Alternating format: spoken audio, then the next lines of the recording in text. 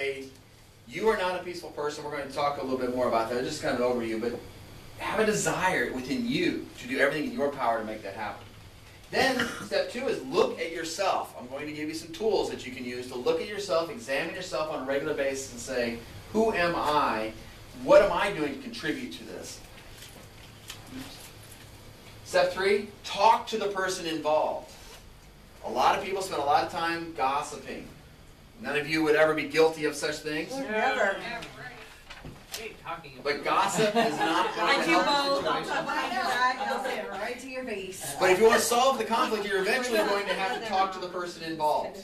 There's no way around that. You're going to have to be engaged with them. Well, And let's then, on the other side where you just avoid the conflict. well, then you're not solving it. And then to deliberately go and restore the relationship is step 4. We're going to go in detail on each one of these, but so you can see the umbrella, the total picture. We're going to desire to do this. We're going to desire to have peace, to make peace, not just keep peace. We're going to look at ourselves. We're going to talk to the person involved, and then go and restore the relationship. This would be impossible without Jesus. Yes. If And I think I that would should be a agree. handout 4 too. months ago, this wouldn't have been impossible. There actually is a handout that has it all laid out. You'll see. All right, I cool. got it. Always I got it. there. Lots of handouts. Because I'm gonna have to like go back and look and be like, okay, wait a minute, I did this part, but I didn't do this part. So let me And go I'm going to back. break it down. This is just the overview of the 4 steps. All right. So we're going to go down in detail of each step so you can see exactly how to do this, and we can work through each step individually. So I have a desire to be at peace with everyone. Tale of 2 people. Who do you want to be? Scarface. I want to be either one The of them. Joker. Yeah. Ew. I don't want to be any This of is them. person number 1. I don't want to be any of them. Both the Joker. So person number 1, you want to be a person filled with anger, wrath, malice, slander, abusive speech, dishonest. Wrath. Colossians 3:8 lists these out. Paul says, some people, they want to be this. Some of you might know people who would live this way. They're constantly angry, constantly looking for ways to hurt honest. people. Always Right. honest. Always kind of thinking, how can I damage something, break something apart? I was at a park a couple weeks ago, and these kids, they had this malice. They just wanted to tear apart the stuff that was there. I mean, people tear apart our Angry. little, we have to lock up our Anger. park over here because people are tearing that up in the middle of the night. That's just malice. There's no purpose to it, no reason to it. Slander, this is probably the most common thing we have around the shelter as far as conflict goes. People who just want to badmouth whoever. We're going to get them kicked out of here. We hear that a lot. That's why we don't necessarily react as soon as somebody tells us, you know what she's doing? And that's not necessarily, Those that are could be big slander. Abusive speech. Dishonest. That's one person you could be. Anybody want to be that person? No. Well, you know the I don't right want to be any answer. of them. I'm honest. But we can be the other person. Be Batman. Yeah. I'm always honest. Be a person of compassion. This actually comes from Colossians as well, 3:12. So Paul says you can be that person of malice and all that, or you can be this person. Compassion, kindness, humility, gentleness, forgiveness, gratitude. Gratitude is one of the best things you can do if you want to become a person of peace. Recognize those things that you can be grateful for.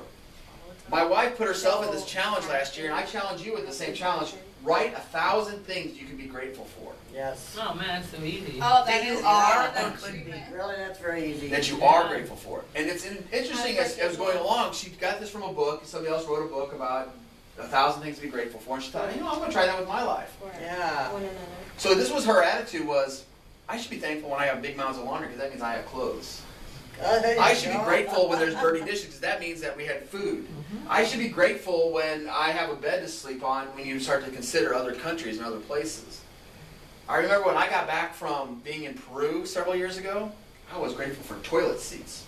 Oh, like that, I huh? was like, oh, that's the most beautiful thing I've ever seen. How many of you ever said, yes, toilet seats, woo! I was grateful for a toilet seat. Of course you were. Wait a minute. But after living in the deserts of Peru, that was just a beautiful thing. You get excited about those. Grateful for those little things. Forgiveness is a huge piece. Forgiveness, choosing to be unforgiving, is kind of like swallowing poison expecting the other person to die. Exactly. It doesn't mean that when you forgive them that what they did is okay. No. Because that's not what it's saying at all. But all it's saying, I'm not going to let that hold me back anymore. I'm not going to let that tear me apart. Gentleness. This is one of those factors. If you can just be a little gentle with people, you'd be amazed at how much conflict can be avoided and taken care of just by being gentle with them. some people are just having a hard day or a rough day, but a lot of us, when somebody's having a rough day, we're just like, "Ooh yeah, we're taking them on." We're gonna push those buttons, and we know those buttons are gonna be pushed. Watch them squirm, yeah. We're gonna get kicked out. It's my big opportunity. They're having a bad day. We're joining you with us here, let's look what can we do now? That's okay. And I would like to say that this was only true for the guests here, but it also becomes true for staff. We have got to keep ourselves considering these areas in all our lives all the time. Am I being compassionate? Compassion fatigue is the biggest issue for those who work in this industry. And those of you who are guest assistants, can't say it, but you're one of us right now. Correct. Yeah. And you can either have a great deal of compassion with somebody coming to the gate, or you could have lack of compassion. When they come in there and they're a little bit tipsy and they're rude and mouthy, try to throw some compassion at them. Throw a little kindness at them. Remember where you Really came from. nice. Ask them how Try their to day's make them feel going. like they're. Just ask them little questions. Exactly. How was your day? Little things. And they may say it's lousy. I'm at the shelter and it's the worst place I've ever been. But you can still be a little kind. A little smile goes a long way. So who do you want to be? And when you're considering all these things, that's an important piece. I'm going to give you a tool. And what this is that before you engage in the conflict, I'm not saying you jump into conflict without being